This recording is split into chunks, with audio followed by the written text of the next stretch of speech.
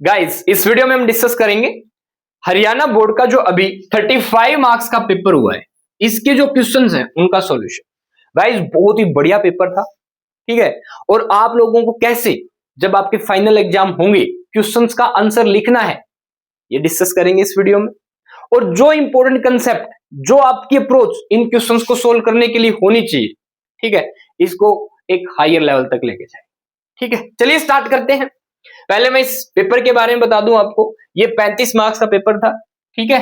90 minute की timing थी। देखिए इन्हीं में से क्वेश्चन उठ के सीबीएसई बोर्ड में भी आएंगे, या जो जिस स्टेट बोर्ड में केमिस्ट्री का पेपर, जो ही बच्चा 12th क्लास की बोर्ड्स एग्जाम की प्रिपरेशन कर रहा है मेडिकल और नॉन मेडिकल से, जिसके पास केमिस्ट्री एक सब्जेक्ट है, ठीक है, उनके लिए बहुत ही बढ़िया है भाई। क्वेश्चंस आप लोगों के सामने बेहतरीन क्वेश्चन दे रखे हैं, ठीक है, इसीलिए इस क्वेश्चन पेपर को हम डिस्कस करते हैं, ठीक है।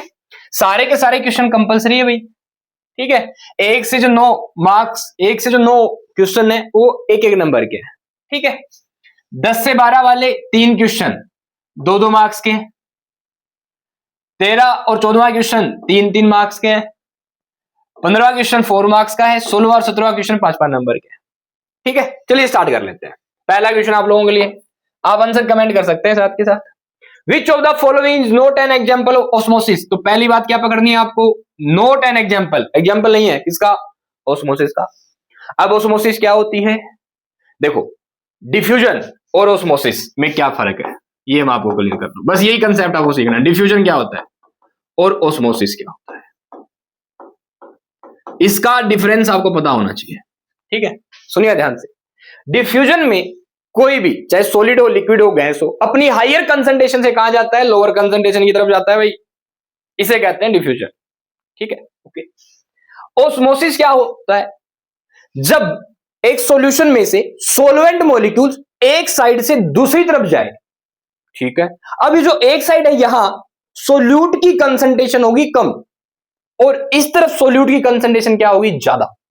जब सॉल्वेंट जाएगा पर जहां सोल्यूट कम है वहां से जहां सोल्यूट ज्यादा है वहां through a semi permeable membrane, this process is known as osmosis, ठीक है। और सॉल्वेंट जनरली वाटर ही मूव करेगा, ठीक है, ओके। ये हिंट था, यही कंसेप्ट था। देखो raw mangoes shrivel when pickled in brine, मतलब क्या है, अगर आपने मैंगो को ब्राइन मतलब NaCl वाटर के सॉल्यूशन में रख दिया भाई, मैंगो डाल दिया, पानी लिया, NaCl नमक घोल दिया, उसमें ब्राइन बन गया, कंसंट्रेशन बहुत ज्यादा होती है, 95% तक NaCl होगा। अब क्या किया आपने, मैंगो डाल दिया, तो क्या हुआ, मैंगो के अंदर से जो सॉल्वेंट मॉलिक्यूल है वो बाहर आ जाएंगे, पानी बाहर आ गया मैंगो से, तो मैंगो पिचक सिकुड़ जाएगा। बताओ क्या ऑस्मोसिस हुई, बिल्कुल हुई, ये तो ऑस्मोसिस है। Exchange of gases in lungs, guys exchange of gases in lungs, gases की मूवमेंट, एक्सचेंज हो रहा है गैसेज का, ये सिंपल डिफ्यूजन प्रोसेस होती है, not an osmosis process, note it very carefully. तो इसका मतलब this is the answer, simple. Blood cells collapse when suspended in saline, again blood cell के अंदर जो कंटेंट होता है वो सॉल्वेंट जो है वाटर बाहर आ जाता है जब इसको आप नमक के पानी में रखेंगे। Wilted flower revive when placed in fresh water, जो मुरझाए हुए फूल है उनको आप ताजा पानी में रख दीजिए, उनके अंदर पानी चला जाएगा तो वो फूल जाएंगे, ठीक है, खिल जाएंगे, दोबारा से सर्वाइव हो जाएंगे। तो ये भी किसका एग्जांपल है, ऑस्मोसिस का। तो गाइस ये जो 3 एग्जांपल हैं, आपसे कोई पूछ ले गिव एग्जांपल्स ऑफ ऑस्मोसिस, तो आपके सामने 3 एग्जांपल ऑस्मोसिस के भी हैं। इस क्वेश्चन का राइट आंसर क्या होगा, ये वाला, this is the right answer, ठीक है। Exchange of gases in lungs is a simple diffusion process, जो कि हाई प्रेशर से लो प्रेशर की तरफ होती है, सिंपली, ठीक है। सेकंड क्वेश्चन क्या होगा answer, a solution showing large positive deviation from ideal behaviour, एक solution large positive deviation show कर रहा है भैया, पॉजिटिव डेविएशन शो कर रहा है, यानी नॉन आइडियल सॉल्यूशन है, शोइंग पॉजिटिव डेविएशन है। जब पॉजिटिव डेविएशन होता है, ये बताओ मुझे, सारी चीजें पॉजिटिव होती है, प्रेशर ऑफ सॉल्यूशन ज्यादा होता है individual pressure of the solute and solvent से, इंथैल्पी ऑफ मिक्सिंग पॉजिटिव होती है। अब इंथैल्पी ऑफ मिक्सिंग अगर पॉजिटिव है, इंथैल्पी ऑफ मिक्सिंग क्या है, पॉजिटिव, इसका मतलब हमें एनर्जी देनी पड़ेगी बाहर से, अगर इंथैल्पी पॉजिटिव होती है तो। नेगेटिव होता तो एनर्जी रिलीज होती, इसका मतलब इंथैल्पी ऑफ मिक्सिंग अगर पॉजिटिव डेविएशन की पॉजिटिव होती है, इसका मतलब कैसी प्रोसेस होगी? एंडोथर्मिक। बताओ किस प्रोसेस में उष्मा अवशोषित होती है? किसमें होती है भैया? एंडोथर्मिक प्रोसेस में। या हमें इंथैल्पी बाहर से एनर्जी देनी पड़ेगी। ये मतलब है डेल्टा एच प्लस का। ठीक है, प्रेशर ऑफ सॉल्यूशन ज्यादा हो जाएगा किससे? Pressure of solute and solvent से। पॉजिटिव डेविएशन बोलेंगे। बोलो। अच्छा ऐसा हुआ प्रेशर ज्यादा हो गया तो बॉइलिंग पॉइंट कम हो जाएगा, ये भी है। जैसे सोल्यूट को आप सोलवेंट में मिलाएंगे तो सिंपल शब्दों में ए solution showing large positive deviation दिखा रहा है आइडियल बिहेवियर से, क्या होगा? Enthalpy of mixing is positive. Positive होगी क्या? सही है यार, पहला ही आंसर हो गया। Lower boiling point then both the component. हाँ, अब प्रेशर ज्यादा हो गया ऑटोमेटिकली तो बॉइलिंग पॉइंट तो कम हो जाना है। ओके, पर ये क्या कह रहे हैं? इंथैल्पी ऑफ मिक्सिंग नेगेटिव हो जाएगी क्या? नहीं, इसलिए गलत हो गया। अगर ये वाला नहीं होता तो ये वाला आंसर सही था, ऊपर वाला भी सही है। ठीक है, इसलिए ये वाला ऑप्शन कट हो गया। Next, higher boiling point. नहीं, बॉइलिंग पॉइंट तो कम होगा, ये भी नहीं होगा। इंथैल्पी मिक्सिंग नेगेटिव नहीं, पॉजिटिव डेविएशन शो कर रहा है तो इंथैल्पी मिक्सिंग पॉजिटिव होगी, प्रोसेस होगी एंडोथर्मिक। अगर नेगेटिव डेविएशन शो कर रहा है तो इंथैल्पी मिक्सिंग होगी नेगेटिव, प्रोसेस होगी एक्सोथर्मिक, एनर्जी रिलीज होगी। ध्यान रखना इन डिफरेंस को, कंसेप्ट पकड़ लेना भाई। Next, out of the following transition element maximum number oxygen state are shown. भाई मैग्नीज आ रहा है ना, ठीक है, मैग्नीज क्या शो करता है? मैक्सिमम ऑक्सीजन स्टेट कितने की भैया? +7, अप टू +7 तक, मतलब +2 से लेके +7 तक। ये बोले हायर ऑक्सीडेशन स्टेट कौन शो करता है, ये पूछ ले, या maximum number of oxidation states कौन शो करता है? कौन शो करता है भाई? इनमें से स्कैंडियम, आयरन, क्रोमियम और मैग्नीज में कौन? मैग्नीज। कौन शो करता है भाई? मैग्नीज शो करता है। ठीक है, उसके बाद ओस्मियम, इससे और भी देख के बात करें तो इरिडियम, ओस्मियम +8 तक शो कर देते हैं। ठीक है, तो maximum number oxygen state shown भाई मैग्नीज +2, +3, +4, +5, +6, +7 तक शो कर सकता है, मैग्नीज आएगा आंसर। ठीक है, which of the following belongs to class of vinyl halide? Vinyl halide की क्लास है। विनाइल क्या होता है भाई? विनाइल ग्रुप क्या होता है बताओ? CH2 double bond CH single bond, इस पोजीशन पे हैलोजन होना चाहिए। CH2 डबल बॉन्ड CH, फिर क्या आना चाहिए? हैलोजन। अच्छा, तो मतलब अगर मैं यहां से स्टार्ट करूं 1 तो यहां पे क्या होगा? 2। हिंट, यानी कि 2 नंबर पे अप्रोच देखो कैसे कर रहा हूं मैं। 2 नंबर पे हैलोजन मिलेगा, पकड़ो। 2 पे ब्रोमो, 4 पे, 1 पे, 3 पे। हिंट मिला। कैसे टॉपर सोल्व करते हैं क्वेश्चन? ऐसे ही 2 पे ब्रोमो। अब बना के देख लो भैया, विनाइल बन रहा नहीं बन रहा। 2 पे ब्रोमो प्रोपीन, लो सब बना रखे मैंने आप लोगों के लिए। ये देखो 1 2 नंबरिंग कहां से करेंगे? डबल बॉन्ड को मिनिमम नंबर 1 2 3। देखो क्या 2 पे ब्रोमो है? हाँ, प्रोपीन। ओके, क्या ये विनाइल ग्रुप रखता है? देखो CH2 डबल बॉन्ड C, क्या था? CH2 double bond C। अब इसके साथ एक पोजीशन पे जुड़ा हो सकता है, ठीक है, फिर क्या होगा? Single bond halogen. यही कंडीशन क्या कहलाती है? Vinyl group. ये विनाइल ग्रुप की कंडीशन है।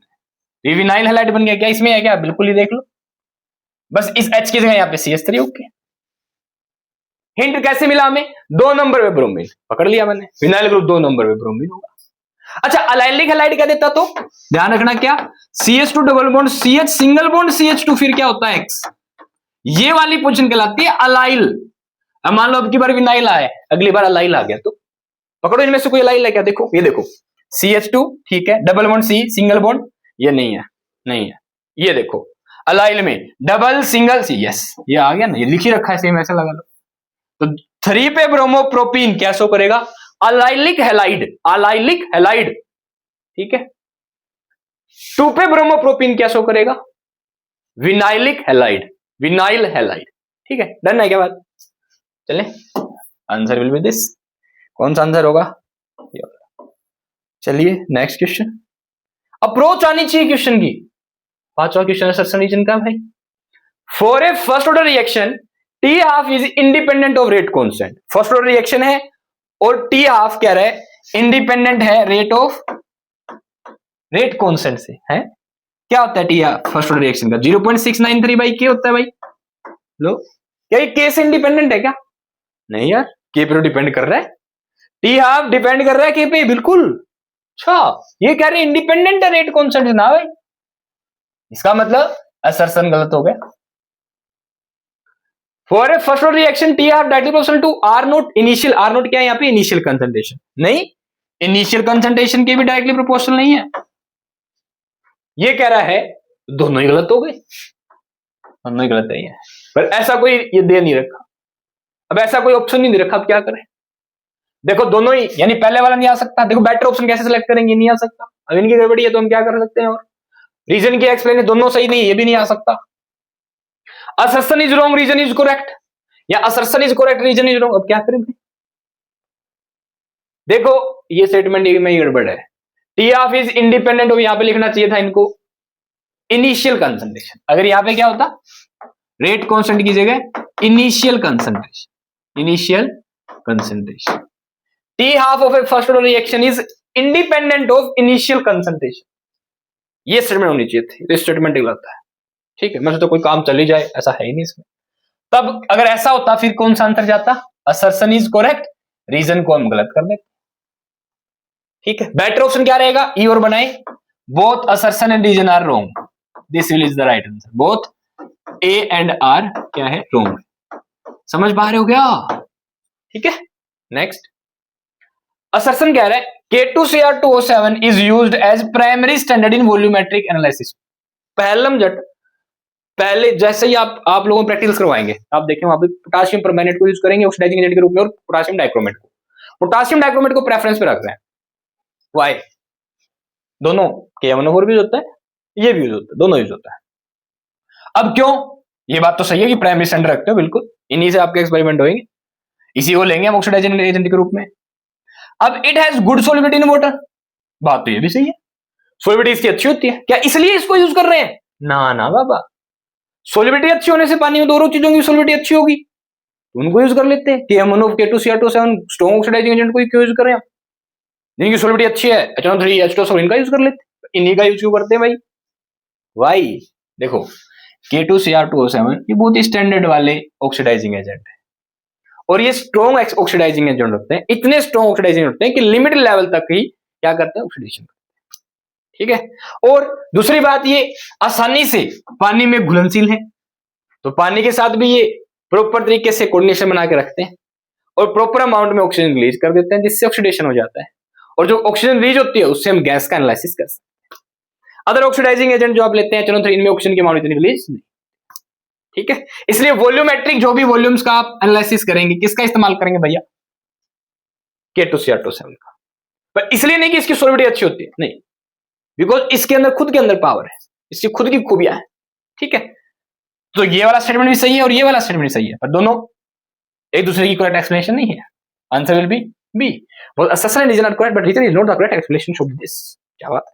चलिए नेक्स्ट क्वेश्चन, समझ में आया कि नहीं आया? बोलो, IUPAC नेम ऑफ दिस क्या होगा? भाई परेशानी बच्चों यहाँ होती है, ClO4 क्या होता है?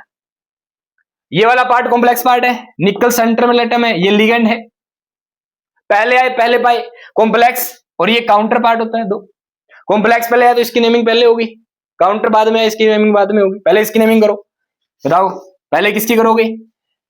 अगर सेंटर में एटम और लिगेंड में से किसकी करते हैं भैया? लिगेंड्स की। लिगेंड कौन है? पानी। पानी को क्या लिखते हैं आप? Aqua, A Q U A. कितने हैं एक्वा?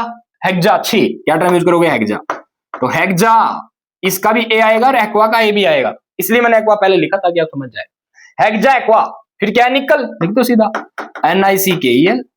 अगर कॉम्प्लेक्स पे पॉजिटिव चार्ज है, आगे वाला पार्ट पॉजिटिव रहेगा, पीछे वाला क्या रहता है? नेगेटिव। पॉजिटिव चार्ज कॉम्प्लेक्स पे तो सेंट्रल एटम का नाम सिंपल रखते हैं, नेगेटिव होता तो निकलेट करते। ठीक है, फिर इसका रोमन में ऑक्सीडेशन नंबर बताओ। ClO4 नेगेटिव क्या होता है? Perchlorate ion. परक्लोरेट आयन के ऊपर होता है एक नेगेटिव चार्ज, -1। 2 परक्लोरेट आयन है, 2 नेगेटिव। वाटर पे 0, निकल पे कितना हो गया? पूरा कॉम्प्लेक्स न्यूट्रल है, यहां 2 नेगेटिव बैठा है, न्यूट्रल कैसे होगा? इस निकल पे कितना होना चाहिए? +2। सिंपल, ये आप निकाल लेना, कैलकुलेट कर लेना। ठीक है, -2 टोटल 0, तो ये कितना आना चाहिए? +2, तभी तो क्या हो पाएगा? न्यूट्रल। बोलो, अब इसका नाम सिंपल, इसका नंबर कभी भी नहीं लिखते हैं कि डाई लिख दो, नहीं, सिंपल। क्या नाम है इसका? परक्लोरेट। तो यहां पे लिख देना PERCHLOR, बस खत्म, यहां लगा देना फुल स्टॉप। हेक्सा एक्वा निकल 2, रोमन नंबर में लिखेंगे, परक्लोरेट, समाप्त। अच्छा, ये ClO4 है, अगर ClO3 होता तो इसे कहते हैं क्लोरेट। क्या कहते हैं? CHLO, chlorate ion. और इसके ऊपर एक ClO3 नेगेटिव पे -1 चार्ज होता है, ध्यान, ठीक है। ऐसे ClO4 के ऊपर भी -1 चार्ज होता है। डन है, कंसेप्ट क्लियर है, आगे बढ़ते हैं। Rate of rusting of iron increases in dash medium. भाई किस मीडियम में बढ़ेगा? रस्टिंग, आयरन पे जंग लगना। देखो, चाहे एसिडिक मीडियम मिल जाए, चाहे बेसिक मीडियम मिल जाए, सिंपल शब्दों में जनरली अल्कलाइन मीडियम मिल जाता है। क्या मिल जाता है भैया? Alkaline medium. तो रस्टिंग की स्पीड, रेट जो है बढ़ जाती है। एसिडिक मीडियम मिल जाए तो स्पीड बढ़ जाती है। क्यों भैया? कैटलिस्ट का काम करेंगे इसके लिए, रस्टिंग के लिए, आयरन पे जंग लगने के लिए, सिंपल। चलो नेक्स्ट, तो एसिडिक मीडियम हो या अल्कलाइन मीडियम हो, क्या होगा? रेट ऑफ आयरन की रस्टिंग की क्या हो जाएगी? बढ़ जाएगी। Electrolytic conductance dash with increase in temperature. Electrolyte में कंडक्टेंस क्यों होता है? जैसे मैंने क्या किया, NaCl लिया, इसको पानी में घोल दिया, NaCl इसमें ब्रेक कर जाएगा, Na+Cl माइनस में, वाटर H+OH माइनस में। अब ये जो आयंस है ना, इलेक्ट्रॉन नहीं है, आयंस, जैसे टेम्परेचर बढ़ाओगे तो इनका कंडक्टेंस, इनकी स्पीड बढ़ेगी, कंडक्टिविटी बढ़ेगी। तो अगर आपने टेम्परेचर बढ़ा दिया, टेम्परेचर को आपने क्या कर दिया? इंक्रीज कर दिया, तो इलेक्ट्रोलाइट में जो आयंस के कारण कंडक्टेंस होगा ये बढ़ जाएगा, इंक्रीज हो जाएगा भाई। इसका कंसेप्ट क्या सीन है? देखो, एक वायर ले लिया मैंने, करंट इलेक्ट्रिसिटी फिजिक्स में पढ़ेंगे आप, क्या ले लिया आपने? एक वायर ले लिया। अब इस वायर के अंदर इलेक्ट्रॉन मूव कर रहे हैं, एक ऊपर का वायर है, मैंने टेम्परेचर बढ़ा दिया। क्या बढ़ा दिया मैंने? टेम्परेचर बढ़ा दिया। भाई साहब, इसका रेजिस्टेंस बढ़ जाएगा, मतलब इसकी जो कंडक्टिविटी है, कंडक्टेंस क्या हो जाएगा? कम हो जाएगा। This is metallic conductor. Metallic conductor का जब टेम्परेचर बढ़ाओगे तो उसका रेजिस्टेंस बढ़ेगा, कंडक्टेंस कम हो जाएगा, समझ रहे हो? बट इलेक्ट्रोलाइटिक कंडक्टेंस, एक इलेक्ट्रोलाइटिक सॉल्यूशन का अगर आप टेम्परेचर बढ़ाते हो तो उसका कंडक्टेंस बढ़ता है, रेजिस्टेंस कम हो जाता है, ध्यान रखना। एक और बात सुन लो, ऐसी सेमीकंडक्टर की मैं बात कर लूं, सेमीकंडक्टर के केस में अगर आपने टेम्परेचर बढ़ा दिया तो रेजिस्टेंस कम हो जाता है और कंडक्टेंस बढ़ जाता है। जनरली जी से लिखते हैं हम कंडक्टेंस, तो सिंपली यहां पे लिखना है इंक्रीजेस, ठीक है। Next question, what is the quantity of electricity in coulomb needed to reduce 1 mole Cr2O7 to negative? Consider, ये इक्वेशन समझो और रिड्यूस कर दो भैया 1 मोल। गौर से इनकी बातों को पकड़ना, इसको पकड़ा आपने सर, 1 मोल को पकड़ा, ठीक है। 1 मोल कौन है? 1 mole Cr2O7 to negative, done है, Cr2O7 टू नेगेटिव। अब ये रिएक्शन के अकॉर्डिंग किसमें कन्वर्ट हो रहा है भैया? 2Cr3+ में कन्वर्ट हो रहा है, देख लो, 2 मोल Cr3+ के बना रहे हैं, ठीक है। अब आपको कंसेप्ट कैसे ध्यान रखना, देखो Cr2 है यहां, टोटल नंबर ऑफ मोल इसके कितने हैं? 1, ओके। सबसे पहले क्या करो, ये बताओ मुझे, यहां पे कितने Cr के एटम है? 2, ऐसे लिख दूं, ठीक है। इस पूरे का कितना मोल है? 1 मोल, लिख दिया। अब इस पे चार्ज पता कर लो, 1 Cr पे कितना चार्ज हो, टोटल कितना चार्ज है? 2 +6 आ गया क्या आपका? बताओ, टोटल पे -2 है, -2 रख लिया, इस पे मान लिया x 2x, ऑक्सीजन पे कितना? तो -2, टोटल 7 पे कितना हो गया? -14, x की वैल्यू +12, x +6, एक क्रोमियम में कितना चार्ज आ गया? +6, एक क्रोमियम में कितना चार्ज है भैया? +6। ये कहानी आ गई, यानी आपके पास 1 मोल 2Cr6+ है। अब आप इसको क्या कर रहे हो? रिड्यूस कर रहे हो, रिडक्शन हो रहा है इसका क्या हो रहा है भैया? रिडक्शन इसमें। ये चाहे कितने बने, हमें इससे मतलब नहीं है, हमें रिडक्शन इसका करवाना है। बस यहां से हमें ये देगा Cr3+, कन्वर्ट किस में हो रहा है भैया? Cr3+ में हो रहा है, डन है। ये वाली बात समझनी जरूरी है। 1 मोल 2 क्रोमियम +6 है, इसका मतलब है ये, और इसको आपको रिड्यूस करके किस में बदलना है? +3 में। चाहे अब इसको भूल जाओ आप, चाहे, कोई चक्कर नहीं है इसका। ये 2 Cr+6 बदलने हैं, किसमें बदलने हैं? Cr3+ में, ठीक है। क्या करें अब बताओ, अगर इस एक को, मेरे पास एक क्रोमियम +6 होता और मुझे इसको Cr3+ में बदलना होता, कितने इलेक्ट्रॉन दूं? 3 इलेक्ट्रॉन दूं, बोलो। 2 होते तो 2 से मल्टीप्लाई कर दो भैया, ऑटोमेटिक आंसर आ रहा है ना यहाँ पे, तो समझ रहे हो? 6 इलेक्ट्रॉन चाहिए। 2 क्रोमियम 6+ के आयन मेरे पास होते और मैं उनको 2 क्रोमियम 3+ में बदलता तो 6 इलेक्ट्रॉन चाहिए। अच्छा, अब ये कितने मोल है भैया? इंटू में 1 मोल, तो क्या कर दें, सबके इंटू में 1 मोल कर दें, बोलो इलेक्ट्रॉन के इंटू में 1 मोल कर दूं, क्या हो गया 1, 6 इंटू में 1 मोल इलेक्ट्रॉन। कंसेप्ट पकड़ना आपको। अब 6 इंटू में 1 मोल इलेक्ट्रॉन, 1 मोल इलेक्ट्रॉन में कितना चार्ज होता है 1 फैराडे, 6 मोल पे कितना हो जाएगा, यानी कि आपको कितने मोल इलेक्ट्रॉन चाहिए 6 मोल इलेक्ट्रॉन चाहिए, यानी 1 मोल इलेक्ट्रॉन पे चार्ज अगर 1 फैराडे तो 6 मोल पे 6 फैराडे। 1 फैराडे की वैल्यू कितनी होती है, मल्टीप्लाई कर दो, कूलाम में 96,500 कूलाम। आ गया आंसर, मल्टीप्लाई करके आंसर निकालो जल्दी से, ऐसे अप्रोच करनी है।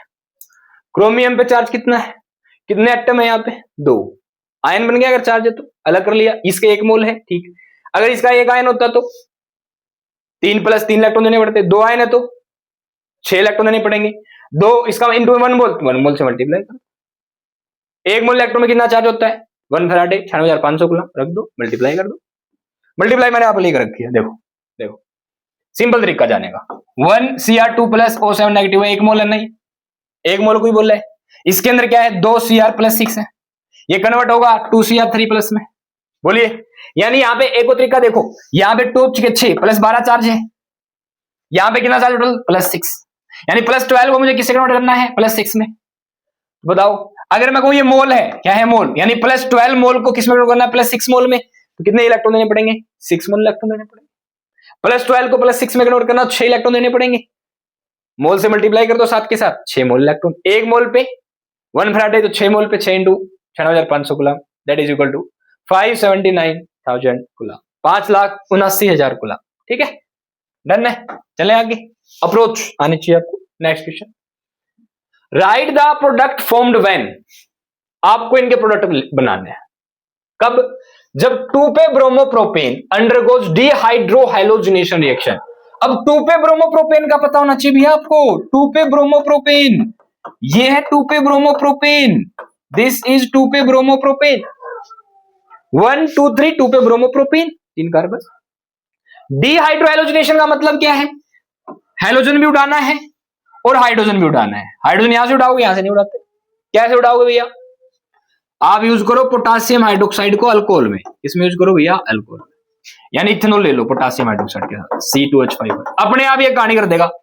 क्या कहानी करेगा, ब्रोमीन, जहां से हाइड्रोजन, जिस कार्बन जुड़ा हुआ है ब्रोमीन, हेलोजन जुड़ा हुआ है, उससे ब्रोमीन उड़ा देगा, हेलोजन उड़ा देगा। जहां पे बगल वाले जो कार्बन है इनसे क्या उड़ा देगा हाइड्रोजन। अब यहां से उड़ा दे या यहां से उड़ा दे, ठीक है, उड़ा दो CH3 CH, यहां से ब्रोमीन उड़ा दिया, यहां से हाइड्रोजन उड़ा दिया CH2, अब यहां पे क्या बन जाएगा डबल बॉन्ड, प्रोपीन बन जाएगा, क्या बन जाएगा प्रोपीन। तो आप लिखेंगे व्हेन 2पे ब्रोमोप्रोपेन अंडरगोज डिहाइड्रोहाइलोजिनेशन, ब्रोमीन भी चला गया हाइड्रोजन भी चला गया, then it will form propene. ये स्टेटमेंट लिखनी है जैसा मैंने बोला, और ये करके दिखाना है, ये आपको करके दिखाना है। पहले ये लिखना डिट्टो, आंसर लिख रहे हो आप, सबसे पहले ये लिखना, फिर नीचे लिखेंगे क्या क्या लिखोगे भैया, when 2पे bromopropane undergoes dehydrohallucination then it will form propene, finish. Line समझ में आ गई, लिखना है आपको नीचे यहाँ it will form propene, done है। Next, chlorobenzene undergoes nitration reaction, भैया ये क्या सीन है, क्लोरोबेंजीन कौन जा रहा है, क्लोरोबेंजीन कौन जा रहा है, क्लोरोबेंजीन बनाओ, क्लोरोबेंजीन, ये बेंजीन हो गई, इसके ऊपर लगा दो क्लोरीन, नाइट्रेशन करवाओ इसका, कैसे करवाओ नाइट्रेशन, HNO3 लेंगे आप कंसंट्रेटेड, आपको खुद से लेना है, किसकी प्रेजेंस में लेंगे, कंसंट्रेटेड H2SO4 की प्रेजेंस में। गाइस ये इलेक्ट्रोफिलिक सब्स्टिट्यूशन रिएक्शन है एरोमेटिक कंपाउंड्स की, यानी हैलोजन की इलेक्ट्रोफिलिक सब्स्टिट्यूशन रिएक्शन। क्या होता है, NO2 जुड़ेगा, नाइट्रेशन होगा, कहां पे, अगर इस कार्बन से जुड़े हुए एटम के पास लोन पेयर है तो ऑर्थो और पैरा पे बनेगा, और पैरा क्या होगा मेजर, तो बना दो, ऐसे बनाएंगे, क्लोरीन यहाँ, पैरा पे क्या जोड़ दोगे NO2, पैरा पे क्या जोड़ दोगे भैया NO2, और ये कार्बन नाइट्रोजन बेंजीन क्लोरीन, और यहां ऑर्थो पे क्या जोड़ दोगे NO2 group, simple. This will be major, major amount में होगा, ये माइनर अमाउंट में होगा, तो क्या बनेगा 4 पे नाइट्रो क्लोरो, 1 पे क्लोरोबेंजीन, 2 पे नाइट्रो, 1 पे क्लोरोबेंजीन बनेगा। This will be in large amount, this will be in less amount, तो ऐसे करके रिएक्शन दिखाओगे, देन आप बोलेंगे देयर विल बी 4 पे नाइट्रो 1 पे chlorobenzene in major amount and 2 पे नाइट्रो 1 पे chlorobenzene in smaller amount, less amount, ठीक है, हो गया। मिथाइल ब्रोमाइड की ट्रीटमेंट रिएक्शन करवानी है पोटासियम साइनाइड से। मिथाइल ब्रोमाइड क्या होता है भैया, CH3Br को मिथाइल ब्रोमाइड कहते हैं। इसकी रिएक्शन पोटासियम साइनाइड से करवा दो। पोटासियम साइनाइड लेंगे आप अल्कोहल में, जब भी रिएक्शन करवाते हैं अल्कोहलिक सॉल्वेंट देते हैं, क्या होगा, ये प्लस ये माइनस हट जाएगा, यहां से ये प्लस ये माइनस हट जाएगा, जोड़ दो इधर उधर कर दो, तो क्या बनेगा, CH3CN प्लस में KBr बन गया। एक ही लाइन की रिएक्शन है। ये जो बना है ये क्या है, साइनाइड मिथाइल, मिथाइल साइनाइड बोल सकते हो, या इथेन नाइट्राइल, इथेन नाइट्राइल क्या बनेगा भैया, ट्रीट करोगे तो यहां पे सीधा प्रोडक्ट लिख सकते हो आप, क्या, इथेन नाइट्राइल, क्या बनेगा, ethane nitrile, ethane nitrile will be the product. एक एक शब्द में भी लिख सकते हो आप आंसर, एक एक नंबर का क्वेश्चन है इसलिए ये करके दिखाओ, फिर ये शब्द लिख देना। कैसे करोगे, ऐसे करोगे सिंपली। देखो अगर आपने 2 पे ब्रोमो प्रोपेन लिया, पोटासियम हाइड्रोक्साइड को अल्कोहल में लिया, ये बन जाएगा प्रोपेन, ऐसे दिखा दिया, फिर लिख देना, लाइन लिख देना, यही बात, ठीक है। ऐसे ही इसको लिया, ऑर्थो पे और पैरा पैरा वाला क्या बनेगा, मेजर, ठीक। ये करोगे सीधी रिएक्शन दिखा दो, फिनिश। नाम लिख देना, इसका नाम क्या है, मिथाइल साइनाइड और इथेन नाइट्राइल, ठीक है। Next question, which of the following product will be a major product in the reaction given below. कौन होगा, आपको एक्सप्लेन भी करना है, कौन होगा मेजर प्रोडक्ट, और एक्सप्लेन भी करो। गाइस ये क्या है, अल्कीन, ये क्या है, अल्कीन। इस पे कौन जुड़ा है, हेलो एसिड, H और I, H plus I minus. यहां पे क्या अटैक होगा, पहले अगर यहां क्या है, डबल बॉन्ड है, पाई बॉन्ड में इलेक्ट्रॉन होते हैं, समझ में आ रही है बात, ठीक है। अब जैसे यहां पे जैसे ही आयोडीन अटैक करेगा, तो ये बताओ ये वाला इलेक्ट्रॉन यहां शिफ्ट होगा या यहां शिफ्ट होगा, डबल बॉन्ड ब्रेक करेगा, इलेक्ट्रॉन यहां तो यहां शिफ्ट होगा या यहां शिफ्ट होगा। अगर आप यहां शिफ्ट करते हो और फिर इस आयोडीन को यहां जोड़ते हो, इस इलेक्ट्रॉन को आप यहां शिफ्ट करते हो, ये इलेक्ट्रॉन यहां जाता है और यहां पे क्या जोड़ते हो, फिर आयोडीन, ये इलेक्ट्रॉन यहां चला गया, आयोडीन यहां आ गया, और आयोडीन को आप उस कार्बन पे जोड़ते हो जो आयोडीन के नंबर क्या है, कम, तो इसे कहते हैं आप मार्कोनी को रूल। और जिस कार्बन से जो आयोडीन का नंबर कम है, वहां पे अगर I नेगेटिव जुड़ता है तो वो मेजर अमाउंट में बनता है, किसमें बनता है, मेजर में। तो I नेगेटिव कहां जुड़ा है, यहां, तो B will be in major amount. 2 number का क्वेश्चन है ये, आप इसे लिख सकते हो सिंपल, अकॉर्डिंग टू मार्कोनी को रूल। सिंपली क्या लिखेंगे, B will be in major amount and this is according to Marconi rule, which says that during the addition reaction of halo acid on alkene, negative part or nucleophilic part attached to that carbon atom of double bond which have less number of hydrogen atom। उस carbon atom से जुड़ेगा double bond की, double bond के carbon है CH double bond CH, इस पे hydrogen का number 1, इस पे 2, उस कार्बन पे जुड़ेगा जो हाइड्रोजन का नंबर कम हो, एक ही है यहाँ पे, ये कम है, यहां जुड़ेगा आयोडीन, यहां जुड़ेगा H, this will be major amount according to Markovnikov rule, ठीक है। नेक्स्ट भाई साहब इसका बताओ क्या सीन है, 3 नंबर का क्वेश्चन है भाई। For the cell zinc solid convert हो रहा है जिंक 2+ में, ये कंसंट्रेशन है, अच्छा कंसंट्रेशन वाली reaction, concentration cell, Nernst equation आ गई, बिल्कुल। Cr3+ इसमें कन्वर्ट हो रहा है, इसकी कंसंट्रेशन, ठीक है। क्या बोला है, right the equation for each half reaction. Each half reaction के लिए आपको इक्वेशन लिखनी है। अब ये बताओ मुझे, हम जनरली इलेक्ट्रोकेमिकल सेल में लेफ्ट हैंड साइड और राइट हैंड साइड लिखते हैं। लेफ्ट हैंड साइड ऑक्सीडेशन होता है, राइट हैंड साइड रिडक्शन होता है, बोलो इलेक्ट्रोकेमिकल सेल में, बिल्कुल होता है।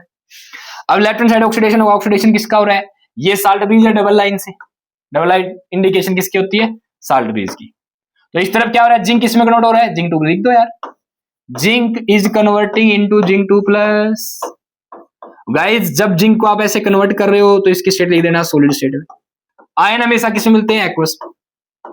समझ पा रहे हो क्या बात को, अब बताओ सॉलिड से इसमें कन्वर्ट हो रहा है, साथ में क्या देगा, 2 इलेक्ट्रॉन, तभी तो होगा ऑक्सीडेशन, हो गया आप रिएक्शन यार।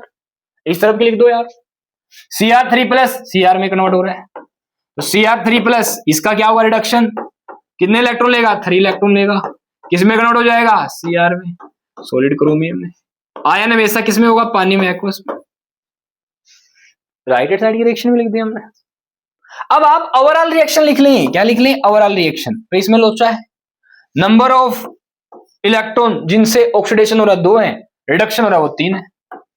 ओवरऑल रिएक्शन लिखने का बेनिफिट क्या हुआ बताता हूं। फिर भी आप राइट आपने लिख दी दोनों, हाफ रिएक्शन लिख दी ना, क्वेश्चन के अकॉर्डिंग 1 नंबर मिल गया। फिर आप ओवरऑल रिएक्शन भी लिख दें। क्या करेंगे गाइस, अगर आप ओवरऑल रिएक्शन लिखेंगे तो आपको ऑक्सीडेशन जितने इलेक्ट्रॉनों से हो रहा है उतने इलेक्ट्रॉन से क्या करना है, रिडक्शन। कितने से हो रहा है, 2 से। यहाँ कितने से हो रहा है, रिडक्शन 3 से। क्या करें, ऐसी स्थिति हो 2 वाली पूरी रिएक्शन को 3 से मल्टीप्लाई कर दो, वाली को 2 से, ठीक है। फिर जोड़ दो, फिर क्या करो, जोड़ दो, जोड़ो भाई। 3 जिंक सॉलिड से एरो लगाएंगे, क्या बनेगा, 3 जिंक 2 प्लस एक्वस। डन है। फिर ये वाला लेफ्ट हैंड साइड इसकी क्या है, प्लस में ऐड करेंगे Cr3 प्लस एक्वस। नंबर में कितने हैं, 2 वाला। इधर प्लस में 2Cr सॉलिड बन गया। अब इलेक्ट्रॉन यहां 6 होते, 6 यहां ऐड हो जाते, 6 इधर चले जाते, वो कट जाते, 6 से 6। तो इस रिएक्शन का एन फैक्टर, कितने नंबर ऑफ इलेक्ट्रॉनों से ऑक्सीडेशन हुआ है, कितने से रिडक्शन हुआ, इसे क्या कहते हैं आप, एन फैक्टर। बताओ एन फैक्टर कितना हो गया, 6। ये आपकी इच हाफ की रिएक्शन होगी। बस यहीं पे समाप्त हो गया था क्वेश्चन। तो पहला पार्ट इसका। फिर ये लिखा है तो और भी अच्छी बात है, लिखना चाहिए आपको, आता है तो पूरी रिएक्शन लिख देनी चाहिए। ठीक हो गया काम। फिर क्या पूछा इन्होंने, गौर से देखो, कैलकुलेट द सेल्फ, नहीं सेल पोटेंशियल आया, cell potential at 25 degree Celsius. निकाल सकते हो बिल्कुल, क्यों भाई निकालना है, 25 डिग्री सेल्सियस पे निकालना है। कैसे, गौर से देखो, ये क्या है, कंसंट्रेशन चेंज कर रखी है, स्टैंडर्ड कंडीशन नहीं है। टेम्परेचर जरूर 25 डिग्री सेल्सियस है कि भाई बच्चे दिमाग लगा देते, पता क्या यार, तुम्हें पता है 25 डिग्री सेल्सियस बोला है ना, इसका मतलब ये है ई सेल नोट निकाल दो, किसके बराबर होगा, ई of cathode minus E of anode.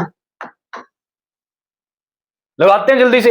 अब कैथोड वो कौन होगा, जिसका रिडक्शन होगा। रिडक्शन किसका होता है, देख लो, जिसका रिडक्शन पोटेंशियल ज्यादा हो।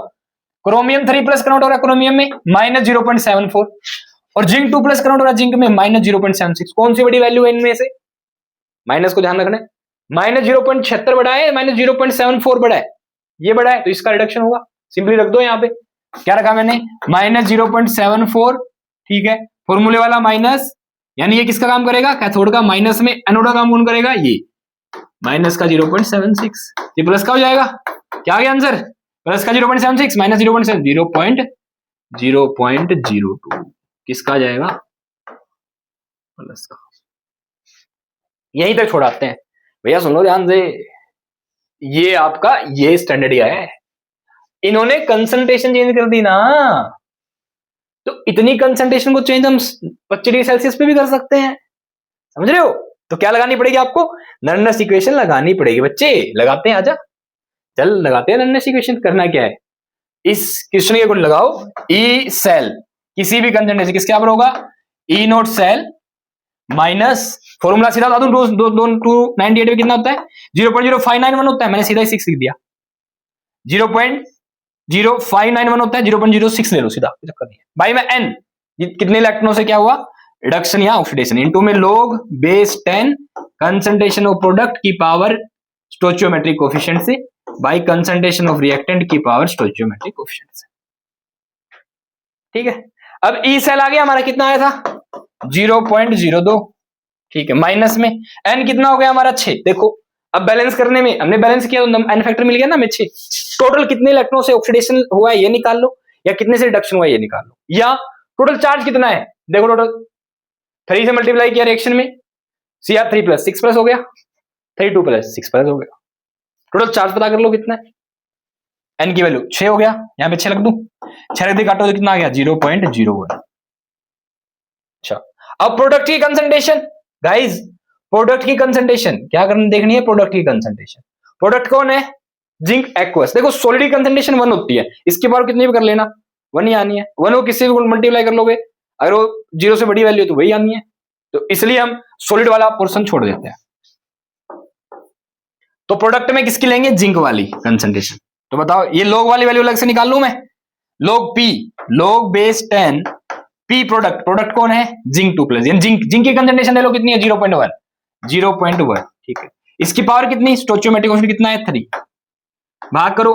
रिएक्टेंट कौन है क्रोमियम, जो एक्वस वाला है वही लेना होता है।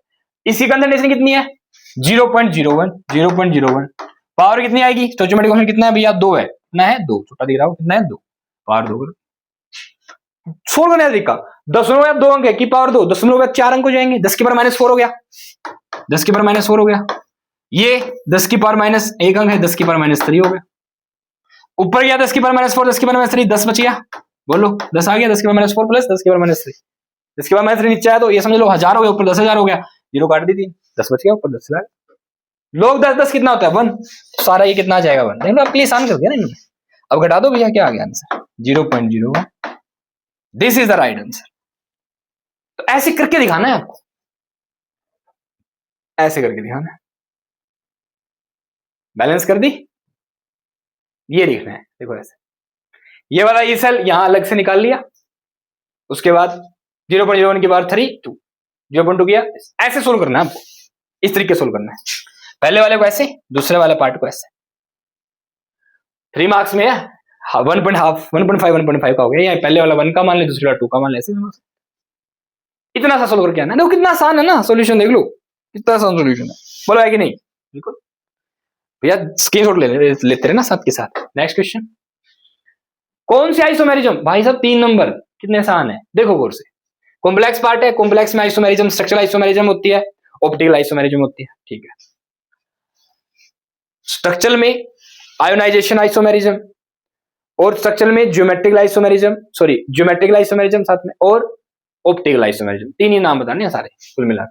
गौर से देखो, यहां पे अगर कोई ऐसा लिगेंड है, कोई ऐसा लिगेंड है जो एम्बिडेंटेड हो, तो आंसर जाएगा लिंकेज आइसोमेरिज्म। कौन सी आइसोमेरिज्म शो करेगा भैया, लिंकेज आइसोमेरिज्म,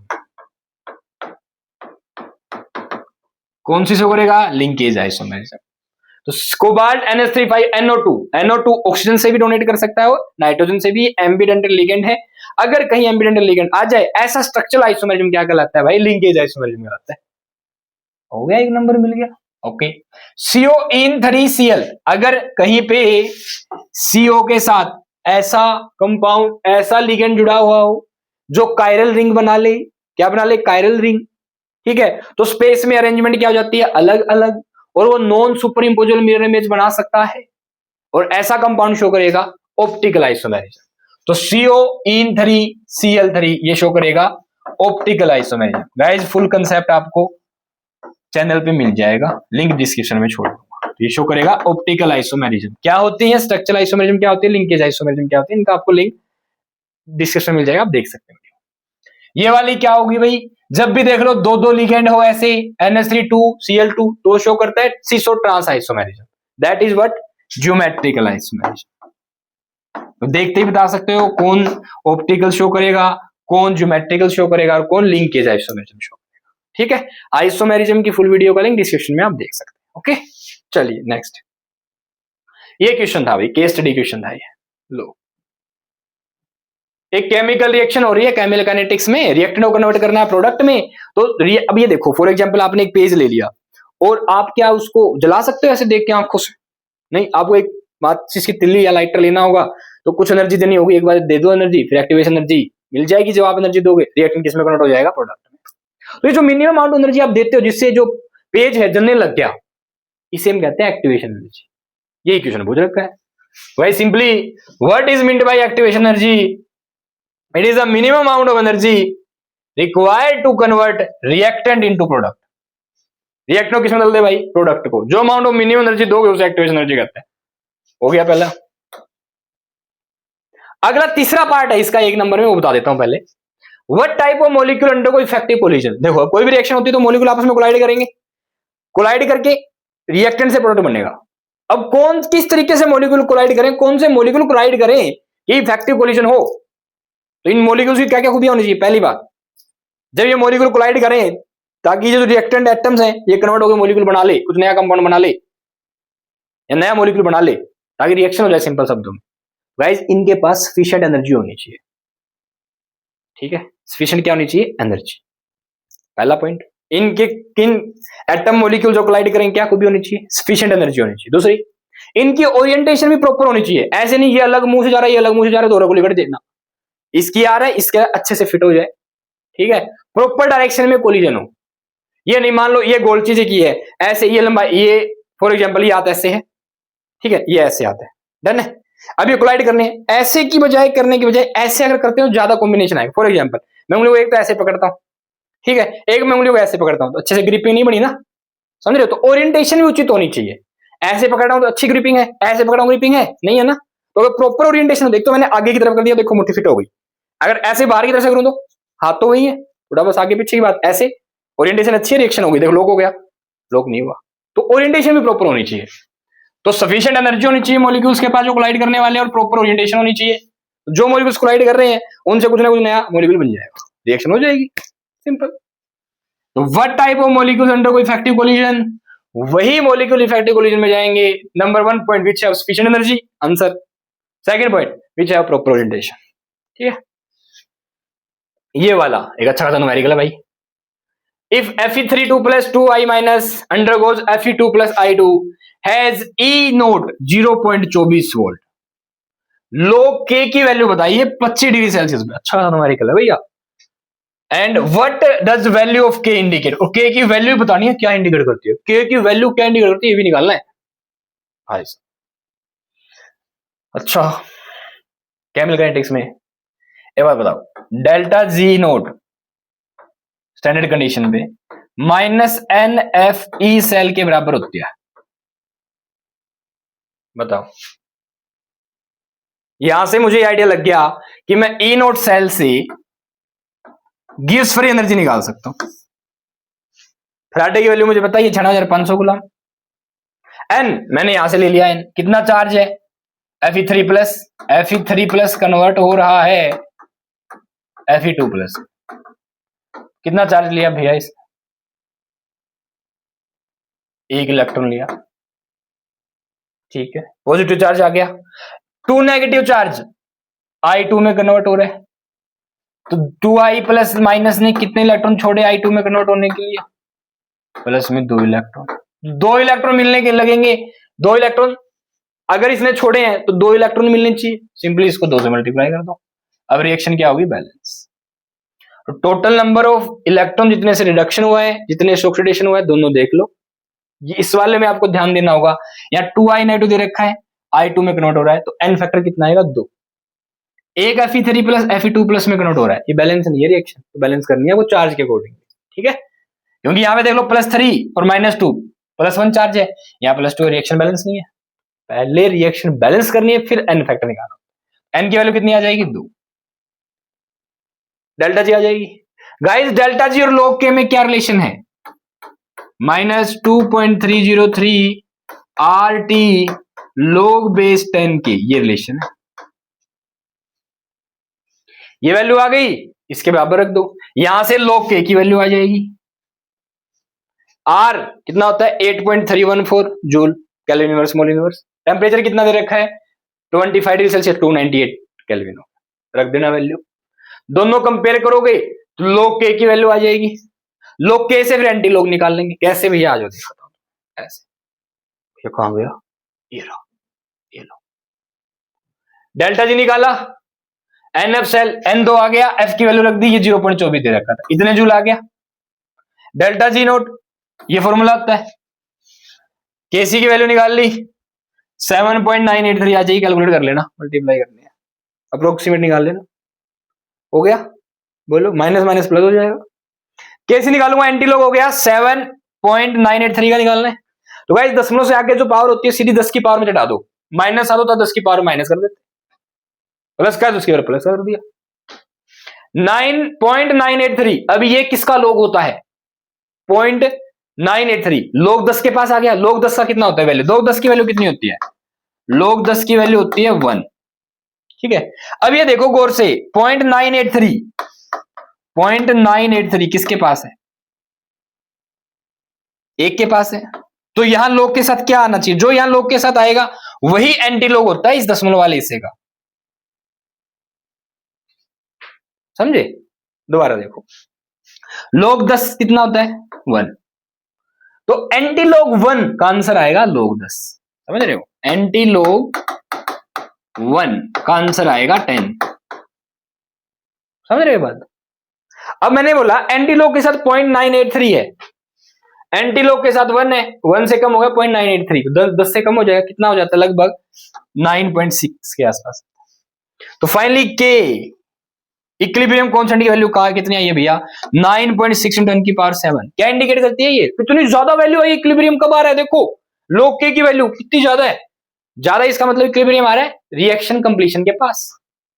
जब इक्विलिब्रियम आया तब लगभग रिएक्शन कंप्लीट हो चुकी है, तो आप बोलेंगे K C equilibrium constant has large value which indicate that equilibrium is achieved towards the completion of reaction. ठीक, ये सिग्निफिकेंस हो जाए। अच्छा खासा क्वेश्चन था भाई, बहुत बढ़िया शानदार क्वेश्चन, सीबीएसई एचबीएसई बोर्ड में बिल्कुल आ सकता है। नेक्स्ट क्वेश्चन गाइस, 16वां क्वेश्चन है 5 नंबर का, इनको मैं डायरेक्ट एक्सप्लेन कर दूंगा, आपके लिए सुनना ध्यान से। ये 4 पार्ट कर सकते थे या 2 न्यूमेरिकल निकाल सकते थे, आपकी मर्जी। बच्चों ने क्या चुना, 4 पार्ट चुना हुआ। आ जाओ समझते हैं क्या लिखना है, सुनना स्टेटमेंट के हिसाब से बोलूंगा मैं। Why aquatic animal are more comfortable in cold water than in hot water. पानी में जो एनिमल मतलब एक प्रकार से मछलियां रहती हैं, मोलस्का रहते हैं, और तो जो भी मेंबर रहते हैं इनके, अगर ये एडेम्सिया सी एनिमोन, टर्विलिया जेलीफिश, सिलेंट्रेटा मेंबर रहते हैं, पोरीफेरा मेंबर रहते हैं, छोटी मछली बड़ी मछली रहती है, तो गाइस ये कोल्ड वाटर में काफी कंफर्टेबल फील करते हैं हॉट वाटर की बजाय। क्यों? ये पानी में घुली हुई ऑक्सीजन का यूज करते हैं, ऑक्सीजन एक गैस है, टेम्परेचर कम होगा तो ऑक्सीजन ज्यादा घुली रहेगी, ज्यादा ऑक्सीजन मिलेगी, मस्त रहेंगे। जैसे आपको ज्यादा ऑक्सीजन मिले तो आप कंफर्टेबल रहेंगे, अगर आप ऑक्सीजन कम मिलने लग जाए तो हाफने लग जाए। ठीक है, इसलिए जो ऑर्गेनिज्म पानी में रहते हैं वो ज्यादा कंफर्टेबल होते हैं कोल्ड वाटर, ठंडे पानी में। क्यों? क्योंकि लार्ज अमाउंट ऑक्सीजन डिजोल्व रहती है, सफिशिएंट अमाउंट ऑक्सीजन रहती है, जिसके कारण कंफर्टेबल रहते हैं। ओके, क्या आंसर करेंगे, कैसे आंसर करेंगे? Because when temperature is low in cold water solubility of oxygen is more and they thus cold water provide sufficient amount of oxygen which make aquatic organism comfortable. This is according to Henry law, last में लिख देना this is according to Henry law। ठीक है, done है भाई, इतना answer करना। दूसरा क्वेश्चन है why do the oxygen cylinder of scuba diver contain helium? क्यों रखते हैं हीलियम? क्यों होती है? सुनो, अब मैं पानी में तैर रहा हूं, मैं जाके पानी में जो स्कूबा, बहुत गहराई जो नीचे तक समुद्र में चले जाते हैं, देखे होंगे कई बार आपने डिस्कवरी पे, स्कूबा डाइवर्स बोलते हैं, गहराई तक चले जाते हैं, 70 फुट 80 फुट 70-80 मीटर तक नीचे चले जाते हैं, और भी ज्यादा मीटर तक चले जाते हैं। तो ये जो सिलेंडर लेके जाते हैं ना ऑक्सीजन का अपने पास, बांध के जो पीछे सिलेंडर लटका के ले जाते हैं, इसमें क्या क्या लेके जाते हैं? ये कह रहे हैं कि हीलियम क्यों लेके जाते हैं? बोले अगर ये मान लो हीलियम ना लेके जाए तो क्या क्या लेके जाएंगे भैया? ऑक्सीजन और साथ में क्या? नाइट्रोजन। अब जैसे ही प्रेशर नीचे जाओगे तो बढ़ेगा, गहराई में जाते प्रेशर बढ़ेगा, तो ये जो नाइट्रोजन है ना ये ब्लड में घुल जाती है, ब्लड में डिजोल्व हो जाती है, ब्लड में क्या हो जाएगी? डिजोल्व। और ब्लड में डिजोल्व होते ही आपको अंधेरी सी आने लग जाएगी, आपका दिमाग काम करना बंद कर देगा, नर्वस सिस्टम पे अटैक कर देती है ये nitrogen, N4 nitrogen N4 nervous system की ऐसी तैसी कर देती है, और आपको कुछ भी समझ नहीं आएगा। अब हारा है कि नहीं आ रहा? नहीं सर आप भी ऐसे कर रहे हो नाइट्रोजन की तरह। देखो जो नाइट्रोजन है ब्लड में डिजोल्व हो जाती है हाई प्रेशर पे, हेनरी लॉ के अकॉर्डिंग ज्यादा प्रेशर होगा तो ज्यादा घुलेगी। ऑक्सीजन अपनी जो काम कर रही है, पर अब ये नाइट्रोजन धक्के से घुलने लगी, जिससे कारण हमारा जो डिस्टर्बेंस है नर्वस सिस्टम का वो चेंज हो जाएगा, नर्वस सिस्टम डिस्टर्ब हो जाएगा। आप सोच नहीं पाओगे, पता नहीं किसी को पकड़ रहे हो, मछली जाके हाथ लगा रहे हो, कुछ अटक करने लग गए, समझ रहे हो? इसलिए हम क्या करते हैं? हीलियम मिला देते हैं। लगभग हम 36% के आसपास ऑक्सीजन लेके जाते हैं, 32% के आसपास, 56% के आसपास ये, और 11 पॉइंट समथिंग % के आसपास लेके जाते हैं हीलियम। हीलियम हाई प्रेशर पे भी कम डिजोल्व होती है। क्यों? क्योंकि जो हीलियम है ये लो डेंसिटी वाली गैस होती है, मोलर मास भी कम होता है, इसका डेंसिटी भी कम होती है। ठीक है, ब्लड में इतना नहीं घुलती, नर्वस सिस्टम में भी कम अटैक करती है, इसलिए हमें क्या मिलाना पड़ता है? हीलियम। यानी अकेला इन दोनों का मिक्सचर इसलिए नहीं ले जा सकते।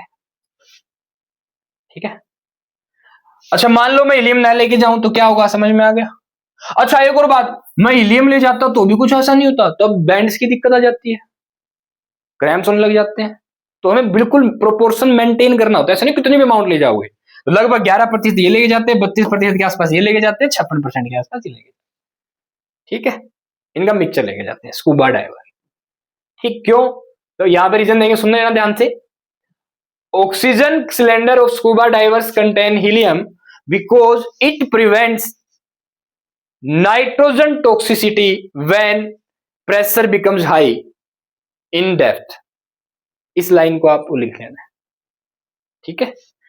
इन depth nitrogen dissolve in blood and it disturb our nervous system due to which we become infant, मतलब वी बिकम अनकॉन्शियस, बेहोश से भी होने लग जाते हैं, एंड मेंटली डिस्टर्ब, दिमाग सही से काम नहीं करेगा, ठीक है। So to prevent dangerous effect of nitrogen we use helium because helium has low mass density and it does not dissolve in the blood. So in during scuba diving जो diverse होते हैं यूज या contain helium. जो statement बोली है ये आपको लिख देनी है, ठीक है। चलिए next. The mixture of phenol and aniline show which type of azeotrope भाई।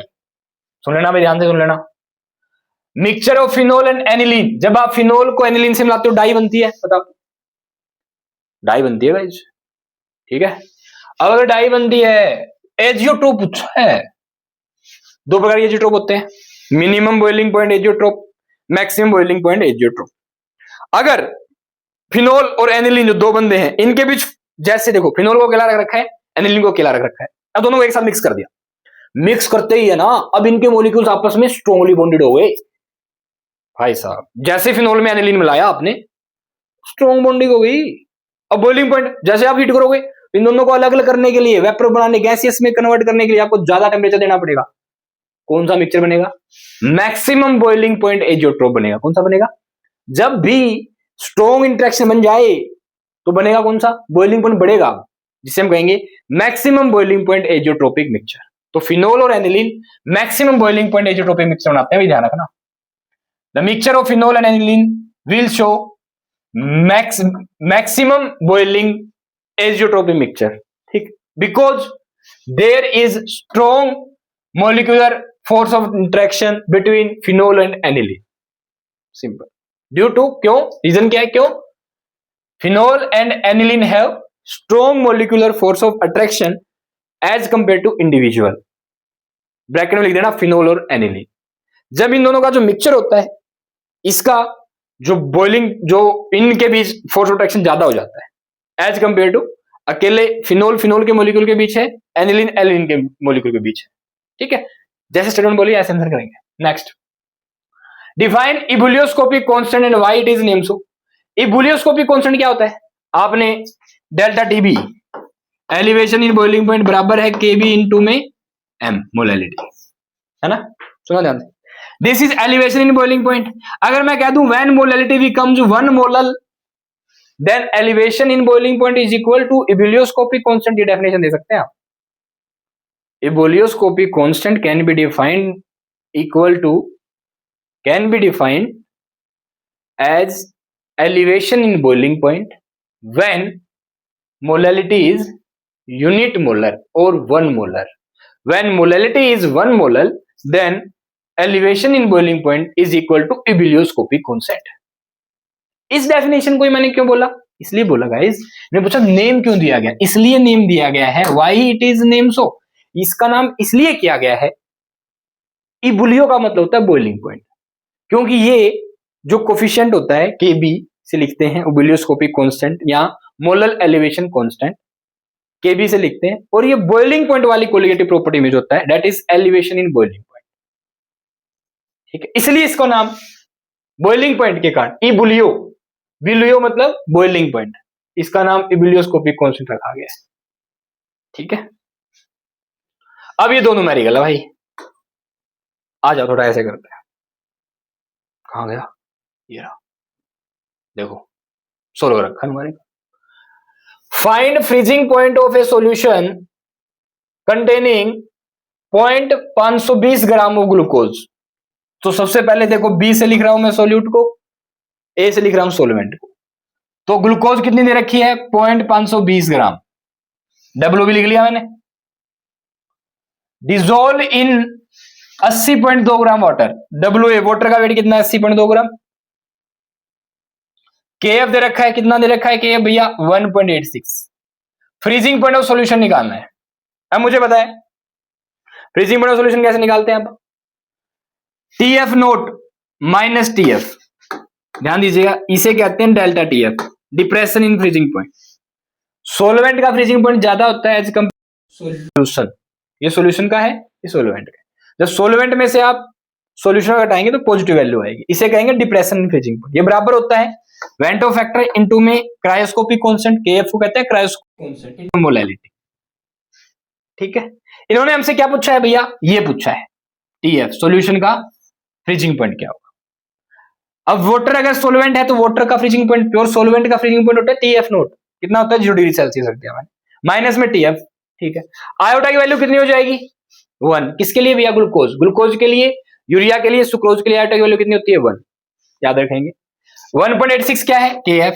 मोलैलिटी निकाल लो, क्या होती है molality WB by molar mass. WB कितना है 0.52, मोलर मास कितना है 180, ग्लूकोज का मोलर मास होता है 180, याद रखना आपको। अच्छा सॉल्वेंट का वेट कितना है भैया WA, बाई में ग्राम में है, ये किलोग्राम चलने के लिए 1000 से डिवाइड करेंगे 1000 हो जाएगा। जैसे ही सोल्व करेंगे आंसर आ जाएगा 0.067। TF इधर गया, ये इधर आ गया, क्या आ जाएगा आंसर, TF आ जाएगा माइनस का 0.067 degree Celsius. This will B freezing point of solution. ठीक है, ऐसा कैसा छाप के आना भाई। नेक्स्ट, फिर उन्होंने क्या बोला, अगला क्वेश्चन क्या है, ए सॉल्यूशन है ग्लाइसरॉल का, पढ़ लेते हैं अच्छे से। ग्लाइसरॉल का सॉल्यूशन है, पानी में है, ग्लाइसरॉल घोला है 500 ग्राम वाटर में। अब पानी का वेट दे रखा है 500 ग्राम वाटर में। ठीक है, दिस सॉल्यूशन का बॉइलिंग पॉइंट दे रखा है, टोटल सॉल्यूशन का बॉइलिंग पॉइंट दे रखा है 100.420 degree Celsius. What mass of glycerol was dissolved to make solution? कितना मास, मतलब क्या पूछा है WB पूछा है। क्या पूछा है भैया WB, क्या पूछा है WB पूछा है, क्या पूछा है भाई WB पूछा है। तो TB माइनस TB नोट ये होता है एलिवेशन इन बॉइलिंग पॉइंट के। सॉल्यूशन का बॉइलिंग पॉइंट ज्यादा होता है, सोलवेंट का फ्रीजिंग पॉइंट ज्यादा होता है, ध्यान रखना। TB नोट बराबर होगा इसके। अब TB दे रखा है कितना भैया सॉल्यूशन का 100.420, TB नोट पानी का TB नोट कितना होता है 100.420 में घटाओ तो 0.420 आ जाएगा, घटा दिया मैंने सीधा, कितना आ गया 0.420 लिख दिया। आइटा वैल्यू 1 है, ग्लाइसरॉल की वैल्यू कितनी होती है 1 होती है। KB 0.512 दे रखा है, WB बाई MB ग्लाइसरॉल का मोलर मास होता है 92, कैलकुलेट कर लेना, फॉर्मूला दे रखा है C3H8O3। पानी दे रखा है 500 ग्राम बटे में 1000, काटो तो कितना हो गया 2। WB 96 दोबारा मल्टीप्लाई करेंगे, ये आ गया। W की वैल्यू कितनी आ जाएगी 37.73। इतना वेट लेना पड़ेगा। इसको सोल्व करके बताता हूं आपको सिंपली। 500 दूनी 1000, 2 पे कटेगा कितना बच गया 46, 2 पे काटा कितना बच गया 46 इससे मल्टीप्लाई हो जाएगा, ऊपर रख दिया 0.512 नीचे आ जाएगा। आंसर करोगे 37.73 ग्राम। ऐसे करके आना है, यही दोनों पार्ट करता हूं। ठीक है, नेक्स्ट क्वेश्चन देखो भाई, 17वां क्वेश्चन में इंपॉर्टेंट है। इसने क्या बोला, मतलब मैंने आपको 3D3 दे दिया, 3D5 दे दिया, 3D4 दे दिया, 3D8 ये दे दिया कि D में 8 इलेक्ट्रॉन है, 4 है, 3 है, 5 है, ये दे दिया।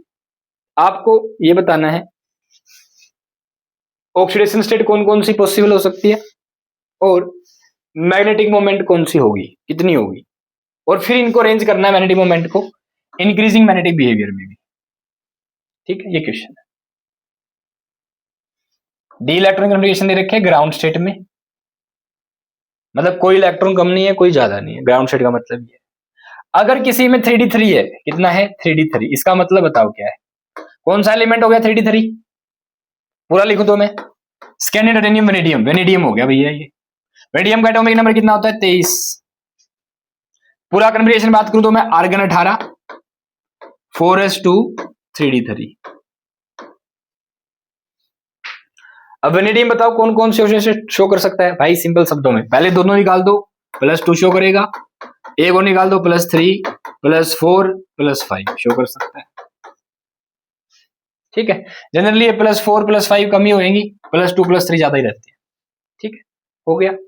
अब अगर ये इलेक्ट्रॉन डी में कितने इलेक्ट्रॉन, 3, डी ऑर्बिटल में कितने, डी सबसेल में कितने ऑर्बिटल होते हैं भैया, 5 ऑर्बिटल होते हैं।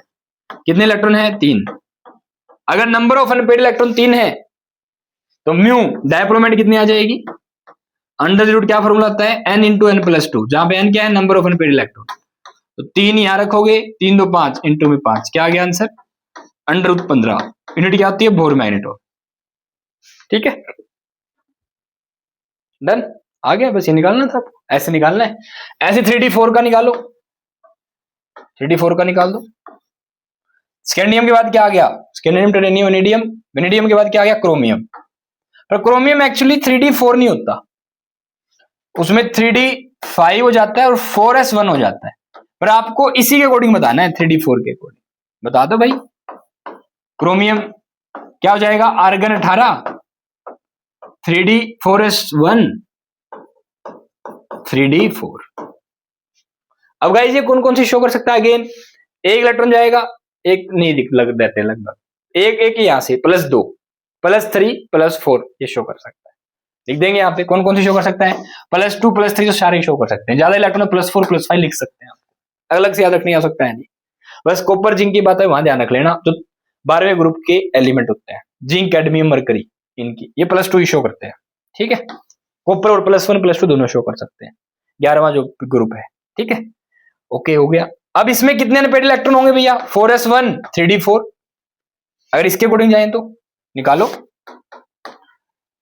एक s में 4 यहां, कितने हो गए 5, तो 5 और 2 7, अंदर रूट क्या आ जाएगा 35। ठीक है, बोर मैग्नेट निकाल दी हमने। देन किसकी निकालनी है, 3d5 की, 3d5। एक सेकंड ध्यान रखना, सुनना ध्यान से भाई, ये s आपको 2 ही लेने हैं, ये तो मैंने बताया था, इसके हिसाब से चलेगा। दोबारा सुनो, 3d में 4 लेना है आपको, तो क्रोमियम आर्गन 18, 4s में 2 और 3d में 4, ये लो आप कन्फिगरेशन बदलो ना। ठीक है, अगेन फिर से निकालते हैं, +2 +3 +4 +5 +6 तक क्रोमियम शो करता है।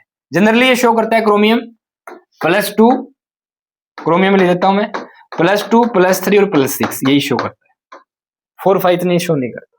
ठीक है, अब ये निकालने के बाद ऐसे लिखोगे आप, क्रोमियम के बाद सीधा लिख दोगे ये 3 शो करता है, रीजन जानने के लिए ये लिख सकते हो। फिर एरो लगा के लिख देंगे क्या, म्यू कितनी होगी बताओ, कितने अनपेड इलेक्ट्रॉन डी में 4, लिखा लेना ऐसे, 4 इंटू में 4 + 2 6, कितना आ गया √24 बोर मैग्नेट। एक ही लाइन में करना है बस।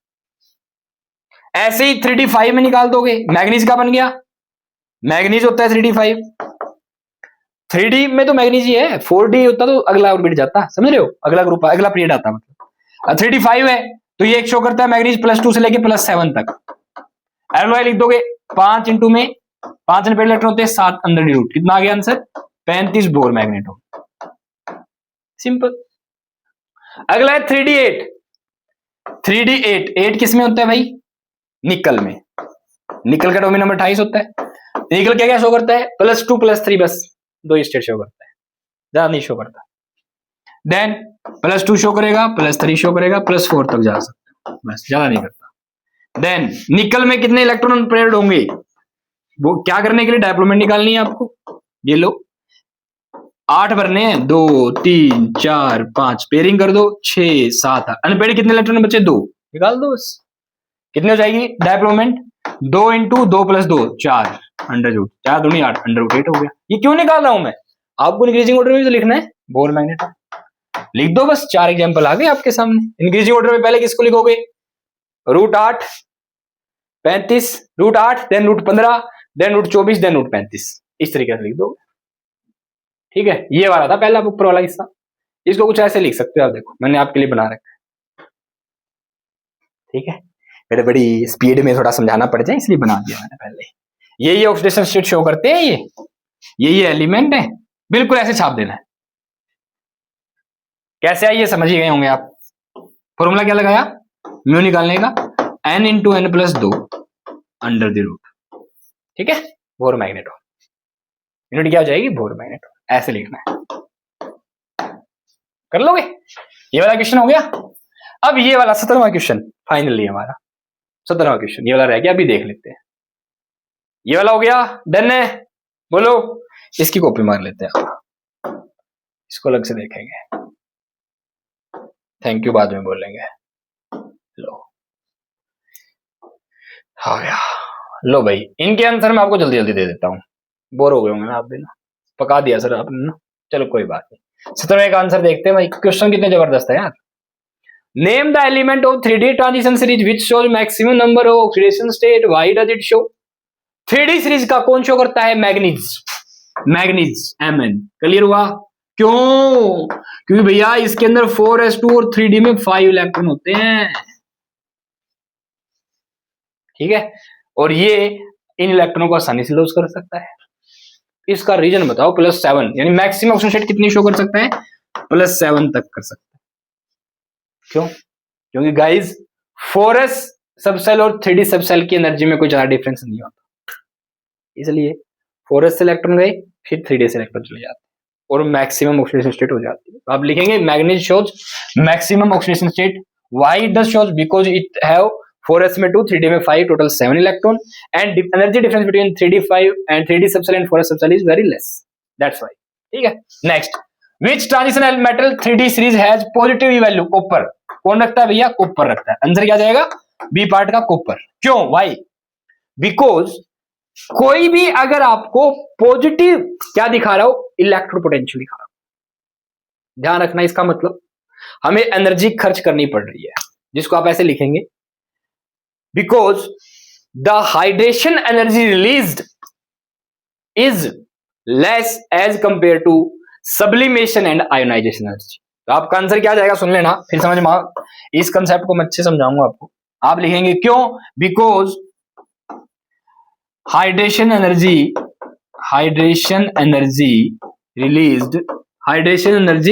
रिलीज्ड इज लेस देन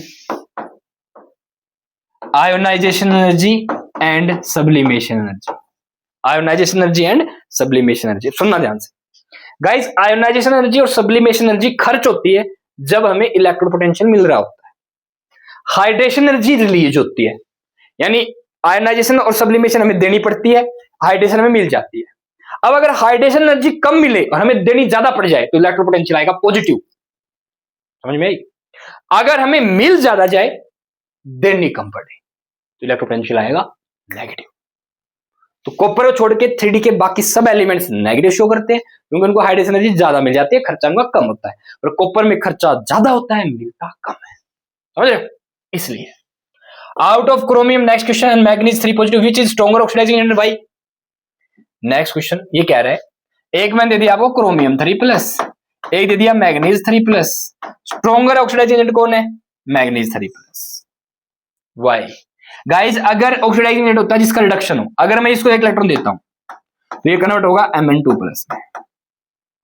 और गाइज Mn2+ का कन्फिगरेशन होता है argon 18 3d5, D half filled हो जाती है, आर्गन 18 3d5, 4s में क्या जाते हैं 0, जैसे ही इसका रिडक्शन होगा, ठीक है। अगर मैं क्रोमियम 3+ का रिडक्शन करता हूं तो क्रोमियम 2+ में कन्वर्ट होगा। क्रोमियम 2+ का इलेक्ट्रॉन कन्फिगरेशन होता है आर्गन 18 4s में 1, 4s में 0 और 3d में 4, 2 इलेक्ट्रॉन चले गए इसके। 3d में 4 कहां? 18 और 4 22 और 2 24, ठीक है, 1 इलेक्ट्रॉन मिल गया। जैसे आप 3+ को 1 इलेक्ट्रॉन दोगे, ये इसमें कन्वर्ट होगा और ये कन्वर्ट होगा इसमें। अब गौर से देखो, इलेक्ट्रॉन लेने के बाद अगर कोई ज्यादा स्टेबल है, कौन ज्यादा स्टेबल है? 3d5 ज्यादा स्टेबल है। 3d4 इलेक्ट्रॉन लेने वाला कम स्टेबल है, इससे तो 3d में 5 रहते, क्रोमियम 3+ को ही रहने देते। क्रोमियम 3+ में क्या नहीं, 3+ में क्या रहता? 3d3 रहता। 3+ में क्या रहता? 3d3। हालांकि 3d3 अगर मैं T2G और EG में तोड़ूं तो ये नीचे वाले T2G वाले स्टेबल रहते, समझ रहे हो? तो क्रोमियम 3+ ज्यादा स्टेबल रहता है as compare to chromium 2+। But manganese 3+ की बजाय मैग्नीज 2+ इज मोर स्टेबल। तो सुनना ध्यान से, आंसर क्या करो। पहला, out of chromium 3+ and manganese 3+, manganese 3+ is stronger oxidizing agent because after getting electron या after its reduction it forms half filled half filled 3D subshell plus because after getting electron it will form half filled 3D subshell. बहुत देर होगी लगता कुत्ते बोल रहे हैं. चलो done है. अगला क्वेश्चन. नेम, बस दो ही रह गए बस. Name A member of xanthinoid series which is well known exhibit +2 oxygen state. Guys +2 oxidation state होती है यूरोपियम की और यटरबियम की. यूरोपियम की और यटरबियम की. यूरोपियम और यटरबियम की. किसकी? यटरबियम की. क्यों होती है अभी बताता हूं आपको.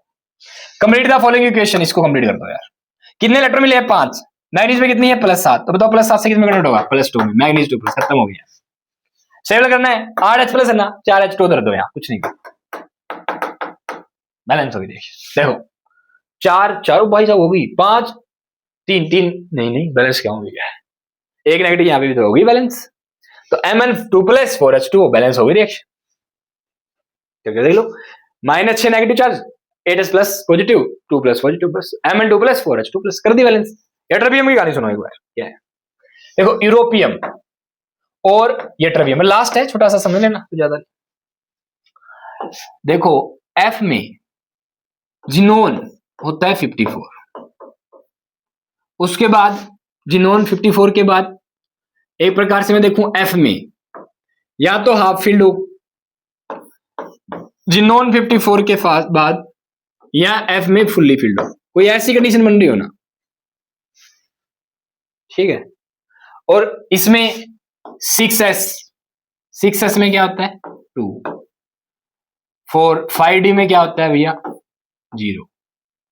6s में क्या? 2. 5D में क्या? 0. अब ऐसे दो एलिमेंट देख लो. ये मैंने ऐसे ही जिनोन का बनाया. कैसे अप्रोच करेंगे सुनना ध्यान से. +2 ऑक्सीजन स्टेट पूछा इन्होंने. क्या? +2 पूछा ना. +2 तो मैंने झटके से क्या किया? ऐसा एलिमेंट चूज कर लिया जिसके F में 14 हो. मैंने ऐसा एलिमेंट चूज कर लिया जिसके F में 7 हो. क्यों? क्योंकि हाफ फील्ड सबसेल क्या होती है? एक्स्ट्रा स्टेबल होती है. बोलो है कि नहीं? बिल्कुल. अच्छा जी. अब जिनोन चुम्बन है, ये तुम्हें पता होना चाहिए. इसके बाद लेंथेनम स्टार्ट होगा 55 पे. अब स्टार्ट हो गए lanthanoid. Cerium, praseodymium, neodymium, promethium, samarium, europium, gadolinium, terbium, dysprosium, holmium, erbium, thulium, ytterbium, lutetium. ये जो यटरबियम है और जो यूरोपियम है, इसका है एटॉमिक नंबर 63 और इसका है 70. ये दो एलिमेंट शो करते हैं +2. स्टेबल भी होती है. क्यों भाई साहब? D में 0 होता है, भूल गया मैं. 6s वाले दोनों इलेक्ट्रॉन जाएंगे, बाद में 4f के जाएंगे, तो ये दोनों चले गए. बस हाफ फील्ड और fully filled shell extra stable होती हैं. अप्रोच करने का तरीका समझ में आया? अब ये तुम्हें पता होने चाहिए भाई. सीने पर नदियां प्रेम की सीमा यूरोप में गांधी जी ने तब देखी इंजीनियर बनने की तमन्ना. यहाँ पे पार्ट 55 लेंथेनम का होता है, 56 से स्टार्ट होता है. जिनोन का चुम्बन होता है. इस तरीके से आप लोग पता कर सकते हो. +2 वाले कौन से दो एलिमेंट है? यूरोपियम और यटरबियम. ठीक है, हो गई क्वेश्चन. इसको बैलेंस कर दोगे, सीधा लिखना है. Thank you guys. अच्छा खासा टाइम ले लिया भाई आप लोगों का. इस तरीके से मोस्ट इंपोर्टेंट क्वेश्चन. देखो ये पेपर था केमिस्ट्री का, हवा टाइट हो गई है आप लोगों की. बाकी लगभग क्वेश्चंस आपके सोल्व करवा दिए मैंने. गाइस अच्छे से इन क्वेश्चंस को अटेम्प्ट करें, अपनी नोटबुक में लिख लें. किसी पर कोई क्वेरी हो तो कमेंट में पूछ लें.